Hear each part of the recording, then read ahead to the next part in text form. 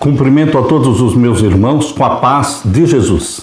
Seja bem-vindo ao estudo da lição da Escola Sabatina deste novo trimestre, a lição número 1. A missão de Deus nos alcança, a parte 1. Antes de começar, vamos orar. Pai querido que estás nos céus, na tua presença estamos para te adorar. Estamos aqui como filhos e filhas voltados para o nosso Pai, buscando a bênção, buscando o batismo do Espírito Santo. Derrama sobre nós esta bênção. Responde às nossas orações. Ilumina nossa mente ao analisarmos a Tua Palavra, ao estudarmos a Tua Palavra. Ouve as orações do Teu povo. Em nome de Jesus. Amém, Senhor. A missão de Deus nos alcança. O verso áureo: e o Senhor Deus chamou o homem e lhe perguntou: onde você está? Gênesis 3, 9. Deus em busca do homem. Deus sempre aparece na Bíblia em busca do homem. Ele toma a iniciativa de buscar o pecador. A missão tem origem e propósito somente em Deus. A missão não começou com o chamado de Abraão, em Gênesis 12, nem com o Êxodo, em Êxodo capítulo 12. Não começou com Jesus Cristo na terra, Mateus capítulo 1, versos 18 a 25, nem com as viagens missionárias do apóstolo Paulo. A missão começou por iniciativa do próprio Deus, quando ele trouxe o universo à existência e mais tarde criou a humanidade, conforme diz Gênesis 1, 26 e 27. Desde o início, Deus, estabeleceu um relacionamento com Adão e Eva. Mesmo depois que o pecado entrou, seguiu Deus na sua missão. Porém, o alvo agora era restabelecer o relacionamento quebrado com a humanidade. No fim, a missão de Deus será cumprida, conforme diz em Apocalipse 21 e 22. Por isso, queridos, devemos estar motivados na obra de proclamar o Evangelho eterno ao mundo, conforme diz Apocalipse 14, versos 6 e 7. A base de qualquer esforço missionário deve estar centrada no relacionamento com o Criador e na compreensão adequada da sua natureza e do seu caráter missionários. Antes de entendermos a missão de Deus, é essencial entendermos melhor o Deus da missão. Vamos compreender mais sobre este Deus de amor, este Deus que nos busca, este Deus que vem atrás do pecador dizendo: onde você está? Deus está buscando você, meu querido irmão, minha querida irmã. Deus nunca se esquece de nós. Este é o amor de Deus, a graça divina. Aleluia. Na parte de domingo, o Deus que nos alcança. Onde estás? É a primeira pergunta que Deus fez para Adão e Eva. Onde estás? Deus nos criou à sua imagem e à sua semelhança. Ele nos deu um mundo perfeito e seu propósito era que vivêssemos em perfeita conexão com Ele, num relacionamento centrado em seu atributo mais precioso. Qual é o atributo mais precioso de Deus? O amor. Amor é a própria essência de Deus. Deus é amor. Para que o amor fosse real, Deus também nos deu um dom precioso: a liberdade de escolha, o livre-arbítrio, a liberdade de escolher. Deus instruiu Adão e Eva sobre as consequências mortais da desobediência. Isso está claro em Gênesis 2. Abra sua Bíblia. Gênesis capítulo 2 e o verso 16 e 17. Vamos ler juntos. Aqui diz: e tomou o Senhor Deus o homem e o pôs no jardim do Éden para o lavrar e o guardar. E ordenou ao Senhor Deus ao homem, dizendo: de toda árvore do jardim comerás livremente, mas da árvore da ciência do bem e do mal, dela não comerás, porque no dia em que dela comeres, certamente morrerás. Deus deu o livre-arbítrio para Adão e Eva escolherem servir ou não, obedecer ou não. Satanás persuadiu Eva de que ela poderia comer do fruto proibido da árvore do conhecimento do bem e do mal, sem resultados negativos. Esta foi uma ideia satânica. afirmou: como Deus, vocês serão conhecedores do bem e do mal. Gênesis 3, capítulo 3 e o verso 5. Porque Deus sabe que no dia em que dele comerdes, se abrirão os vossos olhos e sereis como Deus, sabendo o bem e o mal. Infelizmente, Eva escolheu comer do fruto e também deu para Adão. Eva foi enganada, porém Adão não foi enganado. Ele comeu conscientemente, que fez a mesma escolha errada. Queridos, o pecado entrou através de Adão. Assim como o pecado entrou por um homem e passou a todos os homens, por isso todos morrem. Isso está claro lá em Romanos capítulo 5 e o verso 12. A criação foi manchada pelo pecado. Aquele momento mudou o plano e o propósito originais de Deus para o recém-criado planeta Terra. A missão de salvação que tinha sido concebida antes da fundação do mundo, conforme diz em Efésios 1:4, teria de ser implementada. Efésios 1:4 diz que o plano da salvação foi feito antes da fundação do mundo, antes da criação de Adão e Eva. Abra sua Bíblia agora, vamos ler Gênesis capítulo 3 e os versos 9 até o verso 15. Aqui diz: E chamou o Senhor Deus a Adão e disse-lhe: onde estás? Deus vinha visitar ao casal Adão e Eva no jardim do Éden, na viração do dia, ou seja, ao pôr do sol. Isso é o que está em Gênesis 3:8. E ouviram a voz do Senhor Deus que passeava no jardim pela viração do dia. A viração do dia é o pôr do sol. Quando um dia termina, começa outro dia. E escondeu-se Adão e a sua mulher da presença do Senhor Deus. O pecado fez com que o homem fugisse de Deus. O homem e a mulher ainda estão fugindo de Deus. O pecado nos faz ter medo de Deus. O pecado nos faz fugir de Deus, se esconder de Deus. Mas o amor de Deus buscou Adão e Eva. O amor de Deus busca você, meu querido irmão, minha querida irmã. Por isso Deus tomou a iniciativa. A salvação é uma iniciativa de Deus. Ele veio buscar você, assim como buscou Adão e Eva no jardim do Éden. E chamou o Senhor Deus a Adão e disse-lhe: onde estás? E ele disse: ouvi a tua voz soar no jardim e temi, porque estava nu e escondi-me. Perceba que após o pecado surgiu o medo. Eu temi, eu estava nu. A vestimenta de glória, da qual Adão e Eva estavam vestidos, sumiu. Eles pecaram e no mesmo momento em que pecaram, sumiram as vestimentas de glória. Eles caíram do reino espiritual de Deus, onde foram criados à imagem e à semelhança de Deus, glorificados. Eles caíram para o reino animal, governado por instintos. E, queridos, esta vestimenta de glória, da qual Adão e Eva estavam revestidos, é esta vestimenta de glória que Deus quer restaurar em você. Deus quer tirar você do reino animal. Nós não fomos criados no reino animal. Nós fomos criados no reino espiritual de Deus, na família de Deus, a imagem e a semelhança de Deus, para dominar e governar o reino animal. Porém, o pecado arrastou a humanidade, homem e mulher, para o reino animal, governados por instintos, por medos. Mas Deus, através de Jesus Cristo, nos restaura e nos leva de volta para o reino espiritual de Deus, criados à imagem e semelhança de Deus. Por isso diz aqui o verso 11, e Deus disse: quem te mostrou que estavas nu? Comeste tu da árvore de que te ordenei que não comesses? Então disse Adão: a mulher que me deste por companheira, ela me deu da árvore e eu comi. Mais um resultado do pecado: não assumir a responsabilidade, lançar a culpa em outra pessoa. E assim continua a humanidade. Os filhos continuam lançando culpa nos pais, os alunos, os estudantes lançam a culpa no professor, na professora. Sempre alguém é culpado.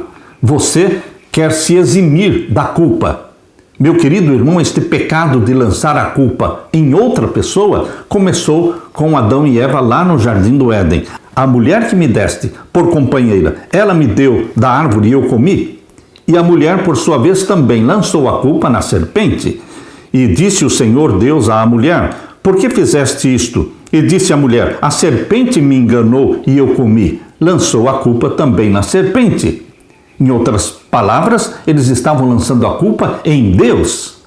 Meu querido irmão, Deus não lança a culpa em ninguém. Deus assumiu a responsabilidade do pecado de Adão e Eva e se propôs morrer para salvar a família humana. Então o Senhor Deus disse à serpente: porquanto fizeste isto, maldita serás mais que toda besta e mais que todos os animais do campo, sobre o teu ventre andarás e pó comerás todos os dias da tua vida.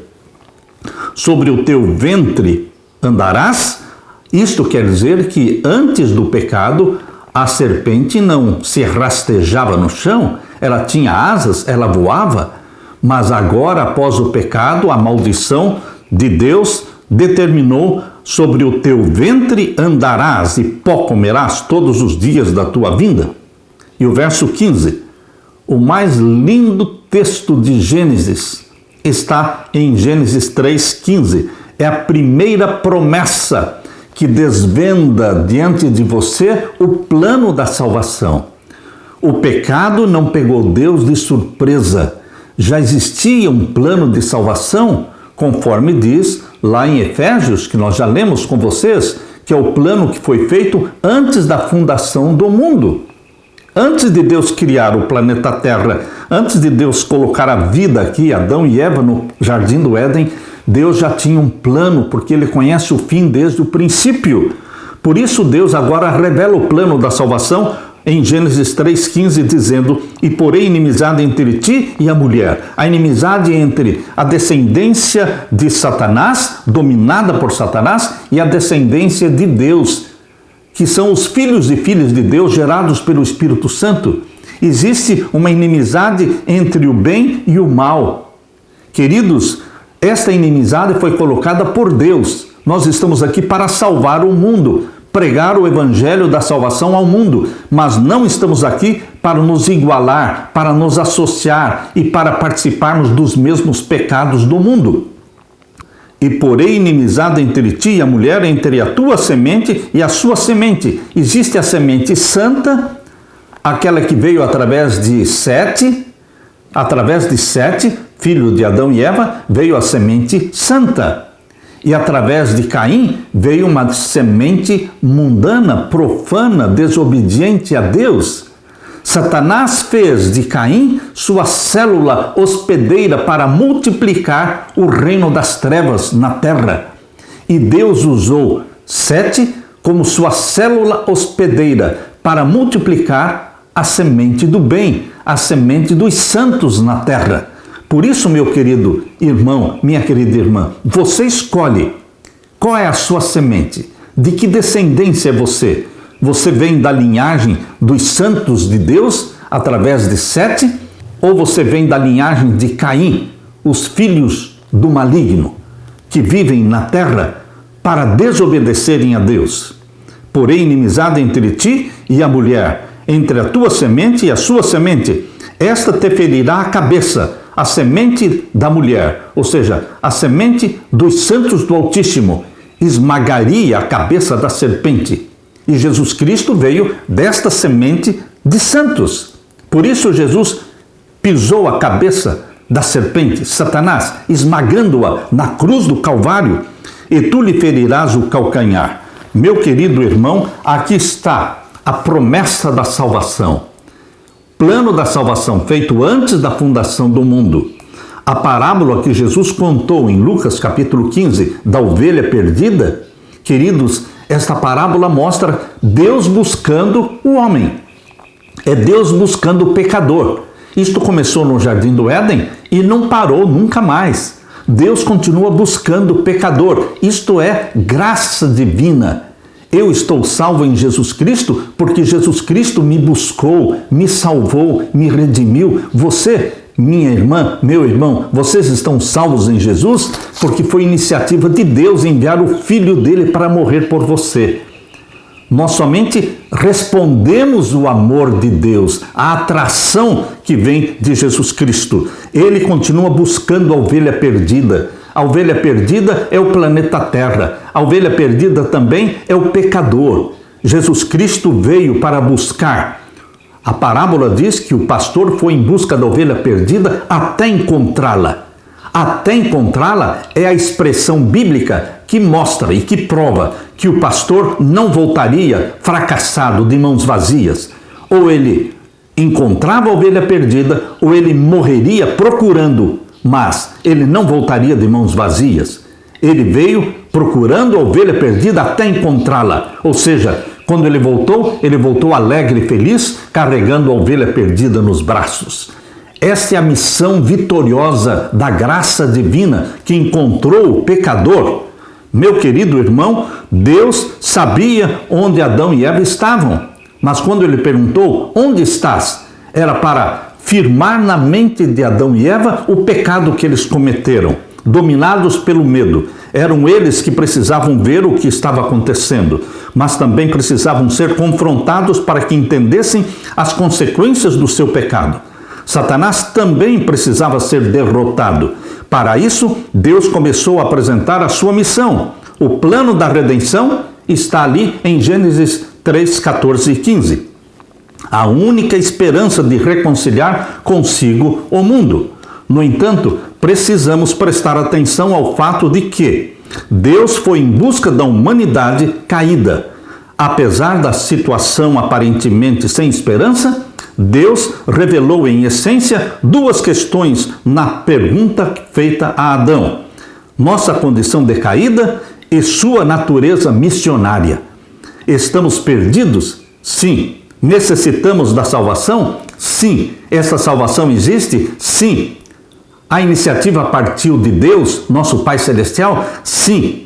Ele nos busca para salvar e Ele está conosco. Ao longo da história, Deus continua perguntando, ainda hoje, onde você está? Não adianta tentar se esconder de Deus. Deus vê tudo, Deus sabe tudo, Deus está em todos os lugares, mas Ele quer que você responda àquela atração que vem da cruz do Calvário. Jesus disse, quando eu for levantado, a todos atrairei a mim. Responda, meu irmão, minha irmã, a esta atração, vindo aos pés de Jesus Cristo, confessando os seus pecados, sendo salvo por Jesus Cristo, porque a graça de Deus nos alcançou. Aleluia! Na parte de segunda-feira, o Deus que anseia estar conosco, Ele quer estar conosco. Ele fez planos para habitar conosco. No Antigo Testamento, Deus pediu para que Moisés construísse o santuário. Veja aqui em Êxodo capítulo 25 e o verso 8. Êxodo capítulo 25 e o verso 8. Abra sua Bíblia e vamos ler. Êxodo 25, verso 8. E me farão um santuário e habitarei no meio deles. Lá no Jardim do Éden, Deus habitava com Adão e Eva, visitava-os diariamente na viração do dia. Mas agora o pecado criou uma separação entre Deus e o homem. Mas Deus falou, eu quero habitar no meio de vocês. Por isso Moisés foi orientado para construir o santuário, o tabernáculo terrestre, para que Deus pudesse habitar ali. No Santíssimo existia a Arca do Concerto com os 10 mandamentos. No meio dos 2 querubins, em cima da Arca do Concerto, existia uma luz sobrenatural que era o Shekinah, a presença divina. Deus habitava com o seu povo, o povo de Israel, através da sua presença ali no Santíssimo. E me fareis um santuário para que eu possa habitar no meio deles. Deus anseia estar com o seu povo, hoje ainda. Em Gênesis capítulo 17, abra sua Bíblia, Gênesis 17 e o verso 7. Gênesis 17 e o verso 7. Leia comigo. E estabelecerei o meu concerto entre mim e ti, falando de Abraão, e a tua semente, depois de ti, em suas gerações, por concerto perpétuo, para te ser a ti por Deus, e a tua semente depois de ti. Deus confirmou com Abraão o desejo de continuar estando com os pecadores. Deus em busca, Deus tomando iniciativa. Deus tomou a iniciativa de fazer esse concerto com Abraão.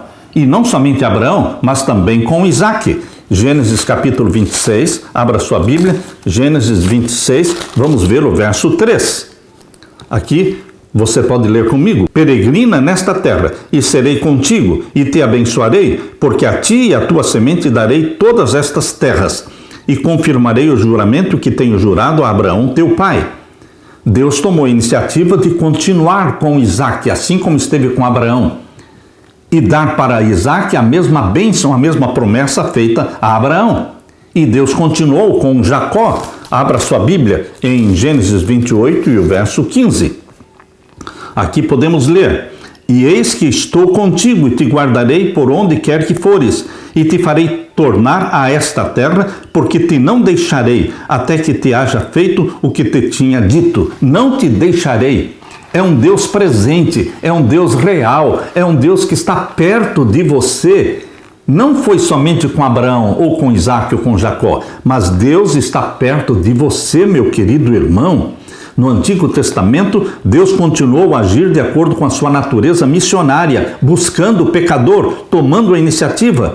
Após o dilúvio, o povo de Babel decidiu se reunir em um só lugar para construir uma cidade e uma torre que chegassem aos céus. Deus interveio, confundindo a linguagem deles com o objetivo de espalhá-los pelo mundo todo. Gênesis 11. Ele então ampliou a sua missão, chamando Abrão, que mais tarde se tornou Abraão, para ser um canal de suas bênçãos para o mundo inteiro. Deus precisa de canais de bênçãos. Deus precisa de células hospedeiras. Abraão e todos os patriarcas eram células hospedeiras dos santos do Altíssimo, a semente santa. Deus tem uma semente santa. Desde que Adão e Eva pecaram, Deus escolheu ter uma semente santa na terra, a descendência de Sete. E Deus escolheu os patriarcas. Eles eram os proclamadores da graça divina. Hoje Deus ainda tem uma semente de santos. Você, meu querido irmão que está me ouvindo, minha querida irmã, você pertence à semente santa de Deus.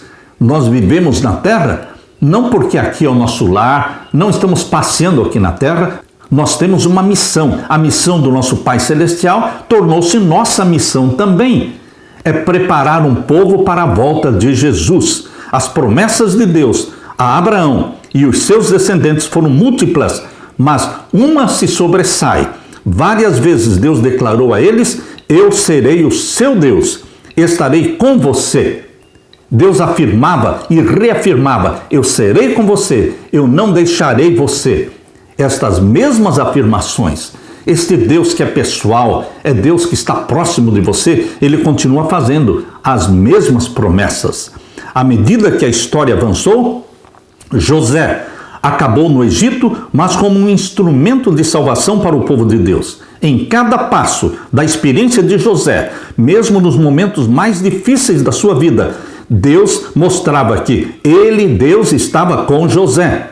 Gênesis 39, verso 2. José foi vendido para o Egito, mas a Bíblia diz que Deus estava com ele. José foi traído na casa de Potifar, mas a Bíblia diz que Deus estava com ele. José foi enviado para dentro de uma cadeia e ali permaneceu pelo menos 12 anos e a Bíblia diz que Deus estava com ele. Deus estava com José em todos os momentos difíceis da vida dele. Queridos, Deus não deixa de estar com você nos bons momentos e nos maus momentos também. Deus enviou Moisés a Faraó para libertar o seu povo da escravidão egípcia. Durante o comissionamento de Moisés, Deus lhe disse: eu estarei com você. Deus afirma para aqueles que ele chama: eu estarei com você. Êxodo 29, 43 e 45. Qual foi um dos principais propósitos do santuário do Antigo Testamento? Para que Deus habitasse no meio do povo. Êxodo 25, verso 8. Me fareis um santuário para que eu possa habitar no meio de vocês. Deus quer continuar habitando em você, junto a você.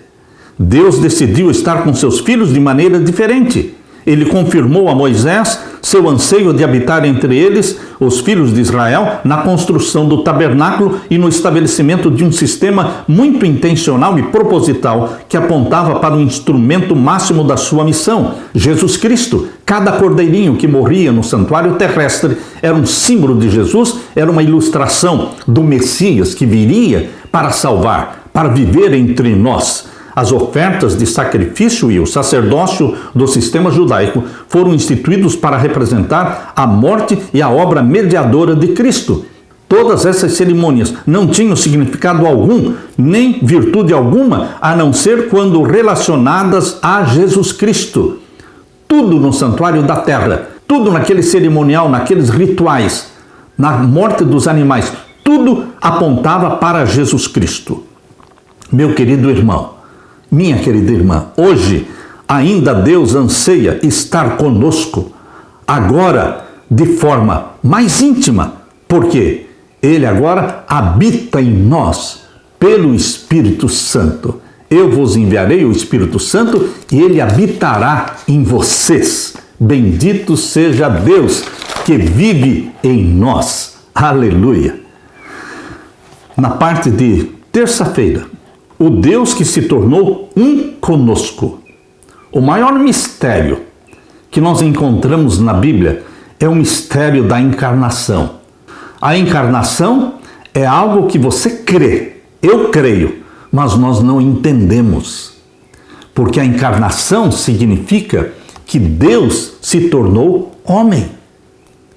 Deus deixou de usar a sua forma divina, não abandonou a natureza divina, mas Deus deixou de usar a sua forma divina e assumiu a forma humana e viveu entre nós como homem. E não foi somente por 33 anos, não. Jesus Cristo assumiu a forma humana para toda a eternidade. A encarnação é um mistério, o maior de todos os mistérios do amor divino, da graça divina. Deus o Filho assumiu a forma e a natureza humana, não só por 33 anos, mas por toda a eternidade. Você consegue compreender isso? Eu não consigo compreender, mas eu creio. E louvo a Deus pela encarnação do Deus Filho, porque Ele se tornou um de nós. O Antigo Testamento mostra como o Criador começou a implementar um plano para, por meio de um povo que deveria representar sua natureza e seu propósito para o mundo. Tudo o que Deus fez estava de acordo com a sua estratégia missionária. Por meio de Isaías, Deus disse: eu sou Deus e não há outro. Eu sou Deus e não há outro semelhante a mim. Desde o princípio anuncio o que há de acontecer. Eu digo, o meu conselho permanecerá em pé e farei toda a minha vontade. Isaías 46, versos 9 e 10. Contudo, no Novo Testamento, o desejo de Deus de estar com a humanidade assume uma nova dimensão.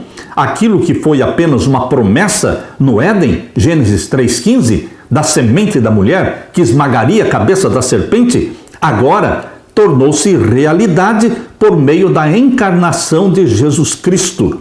Meu querido irmão, abra sua Bíblia agora em Mateus capítulo 1. Mateus capítulo 1 e vamos ver então os versos 18 em diante. Mateus capítulo 1 e os versos 18 em diante. Leia comigo. Ora, o nascimento de Jesus Cristo foi assim: estando Maria, sua mãe, desposada com José, antes de se ajuntarem, achou-se ter concebido do Espírito Santo. Antes de Maria e José terem relação sexual, Maria percebeu que ela estava grávida. E foi o Espírito Santo que gerou este bebê no seu ventre. Verso 19. Então José, seu marido, como era justo e a não queria infamar, intentou deixá-la secretamente.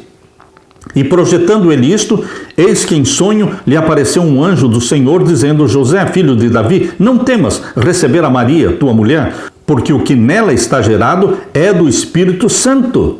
Jesus foi gerado no ventre da Virgem Maria pelo Espírito Santo.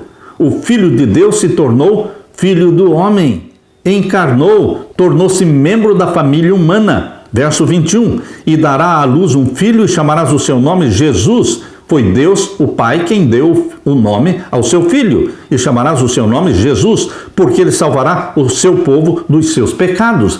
Jesus quer dizer que ele nos salva dos nossos pecados. Ele é o Salvador. Verso 22. Tudo isto aconteceu para que se cumprisse o que foi dito da parte do Senhor pelo profeta que diz: eis que a virgem conceberá e dará à luz a um filho e chamá-lo-ão pelo nome de Emanuel, que traduzido é Deus conosco. E José, despertando do sonho, fez como o anjo do Senhor lhe ordenara e recebeu a sua mulher. E não a conheceu até que deu à luz ao seu filho, o primogênito, e pôs-lhe por nome Jesus.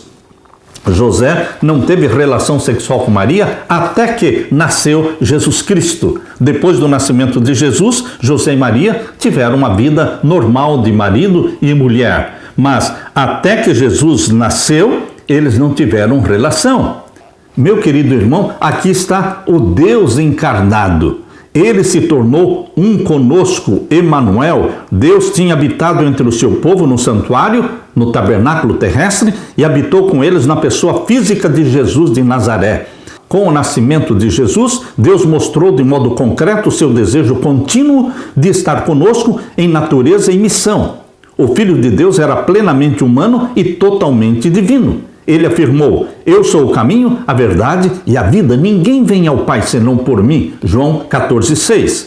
Meu querido irmão, em João capítulo 1 e o verso 14 a 18, eu gosto muito do Evangelho de João. É o meu evangelho preferido, o Evangelho de João. Aqui no capítulo 1 e o verso 14 em diante diz: e o Verbo se fez carne e habitou entre nós. O Verbo que se fez carne é Deus, Deus o Filho. Porque no capítulo 1, verso 1 diz que o Verbo é Deus. Capítulo 1, verso 1 diz: no princípio era o Verbo, e o Verbo estava com Deus, e o Verbo era Deus. Então, foi Deus que encarnou, assumindo a natureza humana, tornou-se um de nós, o Deus Filho. Verso 14 diz que o Verbo se fez carne. É o Deus Filho, habitou entre nós, e vimos a sua glória, como a glória do unigênito do Pai, cheio de graça e de verdade. É o Filho unigênito de Deus, porque é o único que nasceu na terra sem pecado. Já nasceu sem pecado. Por isso é Filho unigênito. É o único da espécie. Todos nós nascemos pecadores. Jesus não nasceu pecador. Ele não era pecador por natureza, mas tinha natureza pecaminosa física. Uma natureza física pecaminosa que estava arcando já 4.000 anos de pecado, de degeneração. Mas moralmente, espiritualmente, Jesus Cristo era santo, como Adão e Eva antes do pecado. Jesus Cristo nasceu, foi gerado e nasceu santo. Por isso Lucas 1,35 diz: o santo que de ti há de nascer será chamado Filho do Altíssimo. O santo que de ti há de nascer. Jesus nasceu santo. Por isso é o único da espécie, unigênito, o único da espécie. O Verbo se fez carne e habitou entre nós, e vimos a sua glória, como a glória do unigênito do Pai, cheio de graça e de verdade. Meu querido irmão, verso 15. E João testificou dele e clamou, dizendo: este era aquele de quem eu dizia: o que vem depois de mim é antes de mim, porque foi primeiro do que eu. Lógico, Jesus Cristo é Deus. Ele já existia na eternidade, mas não na forma humana. Em forma humana, ele nasceu da Virgem Maria. Em forma humana, ele morreu na cruz e ele ressuscitou. Mas, como Deus, ele não nasceu, ele não morreu, ele não ressuscitou, porque Deus não morre. É impossível que a natureza divina morra. Meu querido irmão, Jesus Cristo assumiu a natureza humana. A encarnação foi exatamente para possibilitar a nossa salvação. Alguém tinha que morrer pelos pecadores. Mas Deus não consegue morrer nem que queira morrer, porque Deus é imortal. Então ele assumiu a natureza humana e assim ele morreu, ele ressuscitou, ele subiu ao céu. Ele é 100% Deus e ele é 100% homem. Por toda a eternidade ele conservará a natureza humana e também conservará a natureza divina. Por isso diz agora o verso 16: e todos nós recebemos também da sua plenitude e graça por graça, porque a lei foi dada por Moisés, a graça e a verdade vieram por Jesus Cristo. E o verso 18, Deus, se referindo ao Deus Pai, nunca foi visto por alguém, o Filho unigênito, o único da espécie, que está no seio do Pai, esse o fez conhecer. Jesus veio à Terra para revelar quem é o Pai, qual é a verdadeira natureza de Deus, cheia de amor, cheia de graça, destruir a caricatura feia feita por Satanás sobre Deus. Satanás pintou uma caricatura muito horrível de Deus, como se Deus fosse ruim, arbitrário, vingativo. Jesus veio para destruir esta caricatura satânica de Deus e revelar ao mundo o amor de Deus, a misericórdia, a bondade de Deus. Deus avançou com a sua missão e, por meio de Cristo, esteve presente em carne entre os seus filhos, o unigênito vindo do Pai, cheio de graça e de verdade. Cumpriu as profecias do Antigo Testamento e, de acordo com o plano de Deus, tornou-se um conosco para todo sempre. O Deus da missão continuava a cumprir o seu propósito. Pense um pouco, meu querido irmão, minha querida irmã. O amor de Deus por nós é tão grande que ele veio a nós em nossa própria humanidade. E assim permanecerá como cabeça da família humana para todo sempre. Aleluia! Na parte de quarta-feira, o Deus que continua a estar conosco, o Deus que não desiste de estar conosco, o Deus que não nos abandona, o Deus que sempre está nos buscando. Você tenta se esconder de Deus, fugir de Deus, mas Deus corre atrás de você. A graça divina é como um cão que persegue a presa até alcançar a presa, apanhar a presa. E nós fomos apanhados, nós fomos alcançados pela graça de Deus. Tanto nesta vida como na nova terra, Deus continuará conosco, vivendo entre nós. A vida e o ministério de Jesus foram uma revelação máxima de Deus. Deus se revela pela natureza, Deus se revela pela Santa Bíblia, a palavra de Deus é uma revelação de Deus, mas a mais perfeita revelação de Deus é Jesus. É a maior, é a máxima revelação de Deus. Em 3 anos e meio, Deus revelou mais sobre quem Ele é e sobre a essência da sua missão do que em tudo o que havia feito por outros métodos nas gerações anteriores. Jesus é a perfeita imagem do Deus invisível, em quem Deus achou por bem residisse toda a plenitude da divindade, havendo feito a paz pelo sangue da sua cruz. Colossenses 1, 15, 19 e 20. Em Jesus, a natureza missionária de Deus foi conhecida por completo. Jesus revelou sua missão dizendo: o Filho do Homem veio buscar e salvar o perdido. Lucas 19, 10. Por isso, o pastor, na parábola da ovelha perdida, representa Jesus, que veio em busca da ovelha perdida, do pecador perdido, do planeta perdido, e veio até encontrar. Voltou feliz, regozijando. Por quê? Ele encontrou, ele cumpriu com a missão, ele salvou o que ele queria salvar. Reflita um pouco em João 3,16. Esse texto de João 3,16 é o resumo da Bíblia. É a síntese do Evangelho, é a síntese do plano da salvação. João 3,16. Porque Deus amou o mundo de tal maneira, ou seja, não tem como descrever o amor de Deus. Vai além da nossa imaginação. O mistério da graça divina. Porque Deus amou o mundo de tal maneira que deu seu Filho unigênito, o único da espécie, para que todo aquele que nele crê. Deus não predestinou alguns para a salvação e outros para a perdição? Não. Todos foram predestinados para a salvação. O Evangelho da graça estende a salvação para todos os que quiserem, para que todo aquele que nele crê não pereça, mas tenha vida eterna. Deus propõe para você, meu querido irmão, vida eterna. Satanás propõe para você morte eterna. Você vai escolher o quê? Vida eterna ou morte eterna? Satanás não tem nada de bom para oferecer, mas a maioria segue Satanás. A maioria anda no caminho largo que leva para a perdição. Pouco antes da sua última semana de vida aqui na Terra, o destino final da humanidade estava em jogo. Se Jesus desistisse de salvar a humanidade, se ele desistisse de morrer na cruz, a humanidade permaneceria perdida para sempre sob o controle, sob o governo de Satanás. Os acontecimentos daqueles dias ligavam a expectativa do passado com a esperança para o futuro.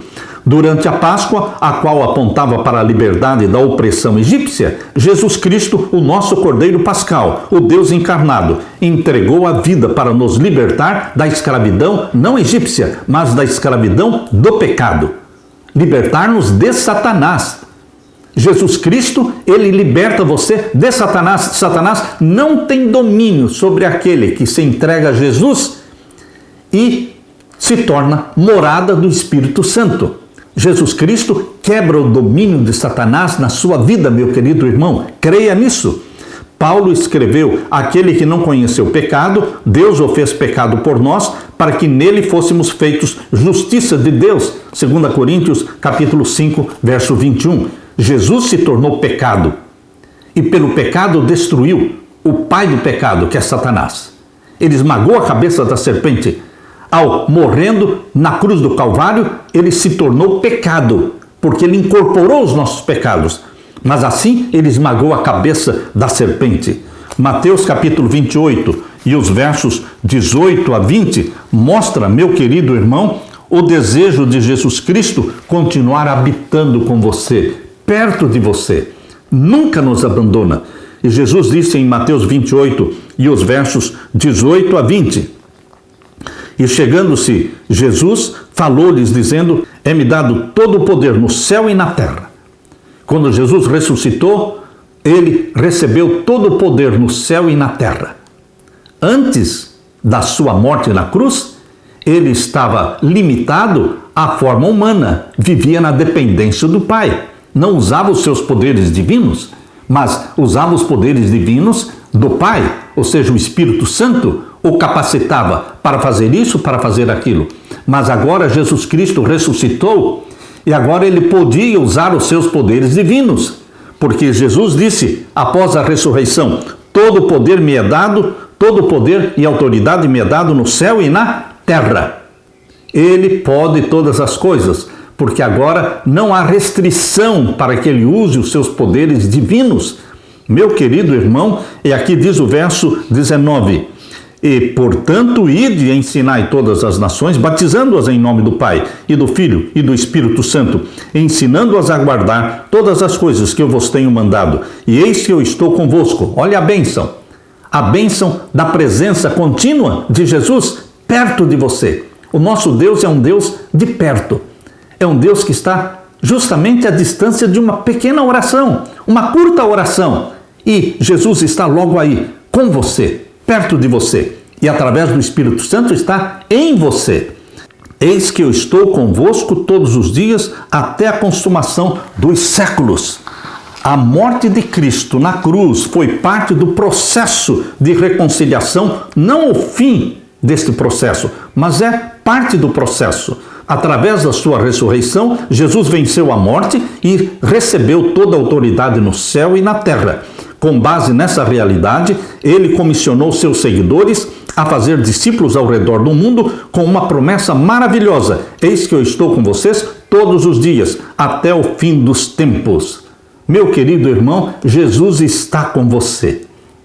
De que maneira você já viu a presença de Jesus com você na sua experiência aqui nesta terra? Você tem certeza? Você já experimentou a presença de Jesus? Você já sentiu a presença de Jesus perto de você? Através do Espírito Santo, Jesus habita em nós e nós sentimos a presença dele em nós. Aleluia! Na parte de quinta-feira, Deus voltará para nos buscar. Como prova de que ele nunca quer ficar distante de você, desde o princípio, desde que Adão e Eva pecaram, ele deu provas, contínuas provas de que ele quer estar junto de nós.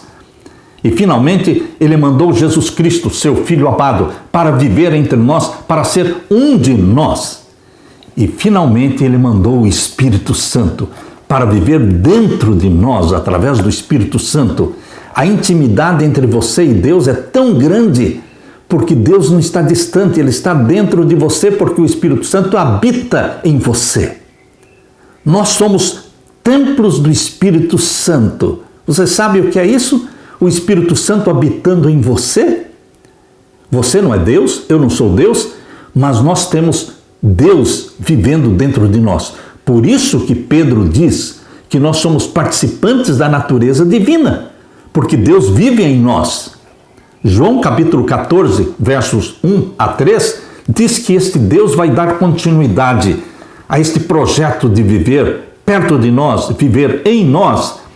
Ele vai dar continuidade cumprindo a promessa. Jesus Cristo voltará para nos buscar, para nos arrebatar, para nos levar para junto dele. Leia comigo esta promessa maravilhosa de João 14. João 14 e os versos 1 até o verso 3. Vamos ler aqui. Não se turbe o vosso coração. Credes em Deus, crede também em mim. Não viva preocupado, ansioso, perturbado. Creia em Deus. Creia nas palavras que saíram da boca de Jesus. Verso 2. Na casa do meu Pai há muitas moradas. Ele virá para nos levar para a casa do Pai. A casa do Pai é na Nova Jerusalém. É ali que está o trono do Deus Pai. É ali que está o trono do Deus Filho. Ele vem nos buscar para nos levar para a casa do nosso Pai. Já é tempo, já é hora. Na casa do meu Pai há muitas moradas. Se não fosse assim, eu vou teria dito, vou preparar-vos lugar. Ele foi preparar lugar. E se eu for, e ele foi, e vos preparar lugar, ele está preparando, virei outra vez. Ele ainda não veio outra vez. Ele prometeu voltar. 2000 anos já se passaram. Ele voltará para nos buscar. A promessa da segunda vinda de Jesus é repetida constantemente no Novo Testamento. Em cada 20 versos do Novo Testamento, um deles fala da segunda vinda de Jesus. Ele vai voltar, virei outra vez e vos levarei para mim mesmo. Vamos com Jesus para o céu. Vamos viver 1000 anos no céu, conforme diz Apocalipse 20. E depois, vamos descer com Jesus dentro da Nova Jerusalém para a nova terra. Os ímpios serão ressuscitados, queimados, e Jesus vai criar a nova terra, o novo céu.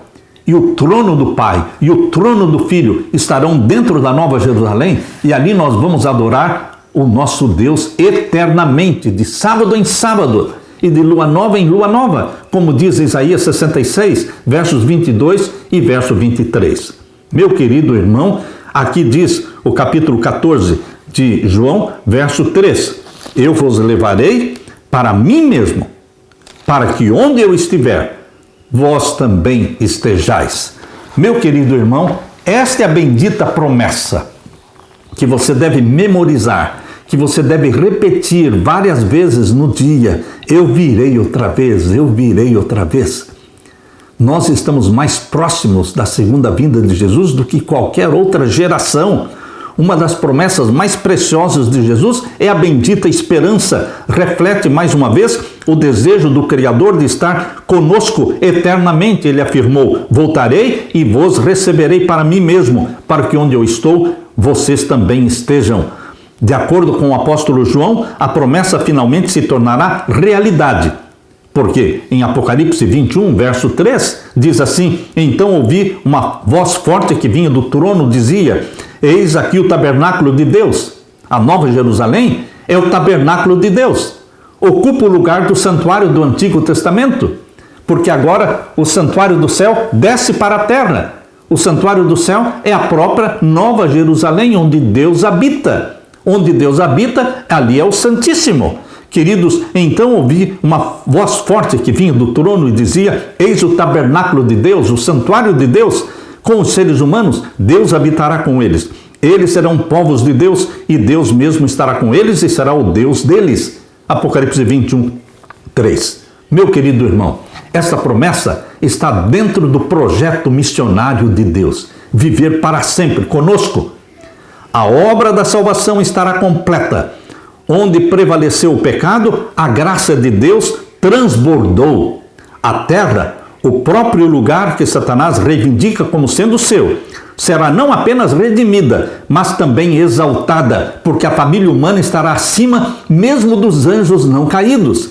Os comprados pelo sangue de Jesus Cristo, os redimidos, não estão sendo somente redimidos, mas exaltados a uma posição superior à dos anjos não caídos, porque somos irmãos do Salvador, irmãos do Criador dos céus e da terra.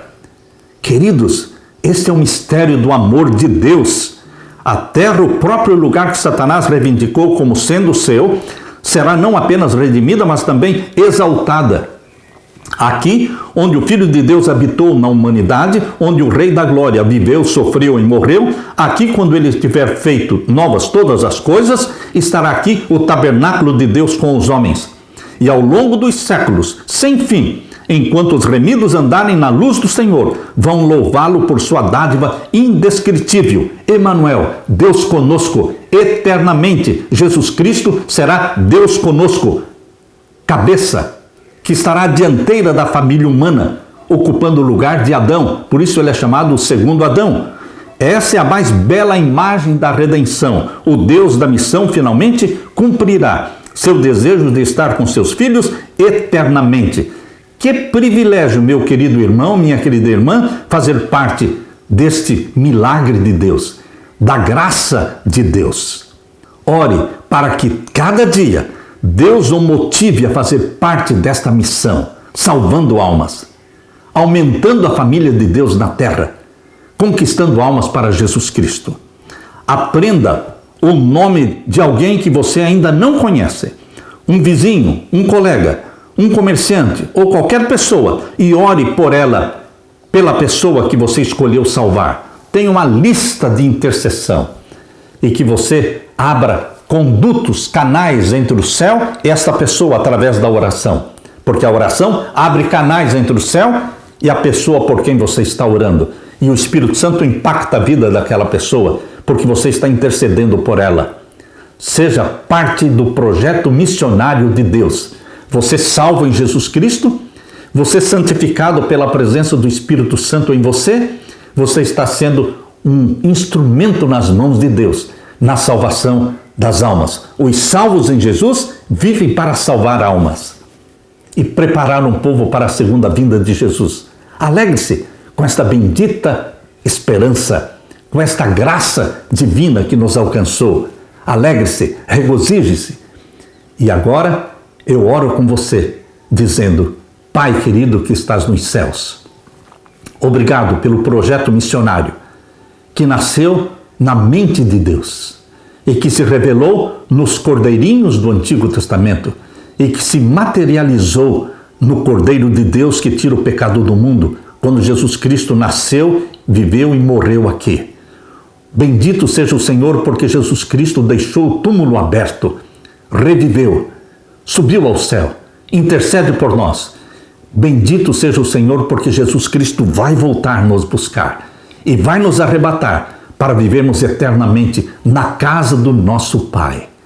Porque Deus, o Pai, e Deus, o Filho, eles viverão conosco, porque o trono de Deus e do Filho estarão dentro da Nova Jerusalém, e nós todos vamos adorar a Deus de sábado em sábado, na Nova Jerusalém, de lua nova em lua nova. Bendito seja o Senhor Deus das misericórdias. Aleluia, Senhor. Amém. Deixo com você, meu querido irmão, minha querida irmã, a paz de meu Jesus. Amém.